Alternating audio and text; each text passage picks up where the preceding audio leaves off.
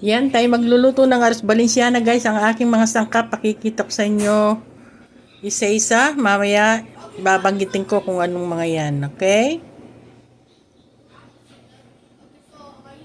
Ayan, isa-isa kong pakikita sa inyo kung ano yung mga ingredients ko.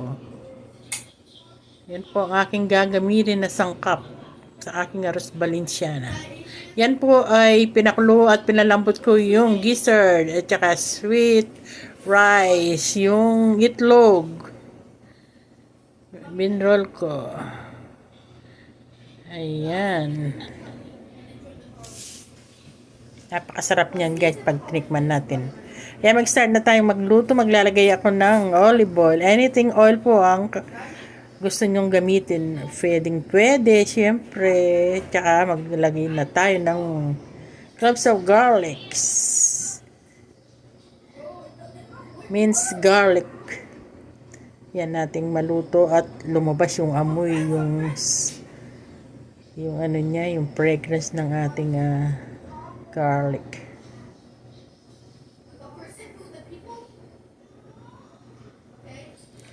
Ilagay na natin yung ating chopped onion para sabay-sabay ng maluto.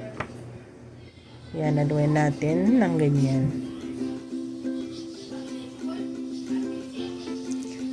Mga Kapampangan po ay mahilig maggisa-gisa. Yan po ang aking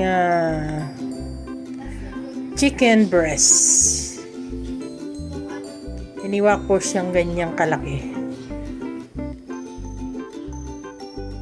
Yan nating maluto ng gusto yan. At maglalagay din po akong isang pirasong Mexican sausage spicy at saka lagyan din natin ng raisin at saka chopped carrots,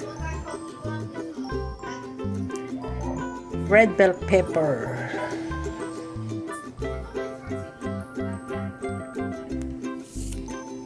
haluin natin at para maluto ng gusto yung mga gulay na ating linagay.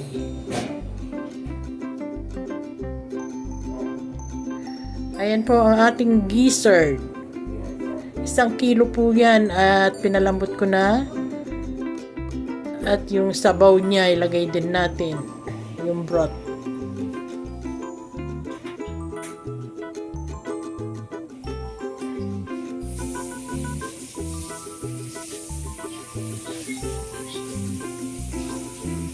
Maglagay din tayo ng Knorr seasoning, mga 2 tablespoons, it's okay. Whatever po anong gusto nyong seasoning is okay. Tsaka fish sauce, mga 2 tablespoons ng fish sauce. Ayan, haluin natin ang gusto para makombine lahat ng mga ating pinaglalagay ng sangkap.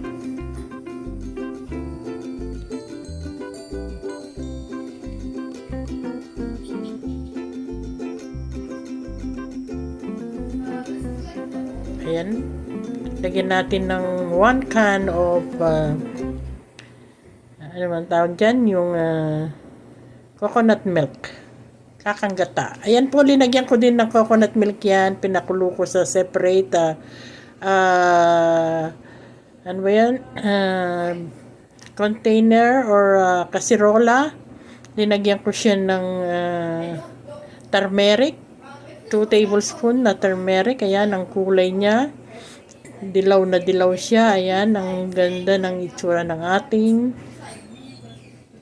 ang daming sangkap ng ating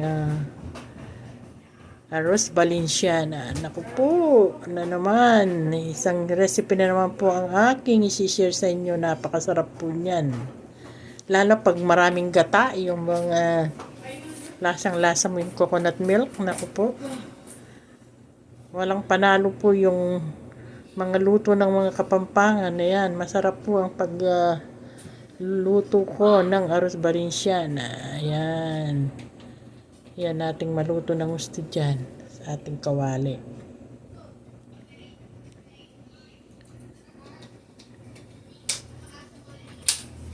Tikman po natin kung anong lasa niya, kung masarap ba o hindi. Yan, tamang-tama po. Napakasarap po niya, oh. Ay nako. Ayan, sinalin po sa isang kawali. Nilagyan ko siya ng dahon. Lagyan natin ng raisin sa ibabaw.